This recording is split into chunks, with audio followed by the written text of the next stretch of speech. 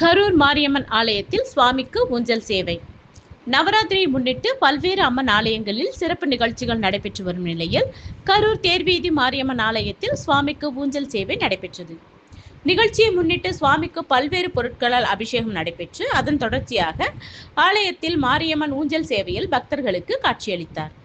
தொடர்ந்து சுவாமிக்கு மகா தீப ஆராதனை காட்டிய பிறகு கூடியிருந்த அனைத்து பக்தர்களுக்கும் பிரசாதம் வழங்கப்பட்டது. நிகழ்ச்சியின் ஏற்பாட்டை ஆலய பரம்பரை அறங்காவலர் மற்றும் பணியாளர்கள் சார்பாக சிறப்பாக செய்திருந்தனர்.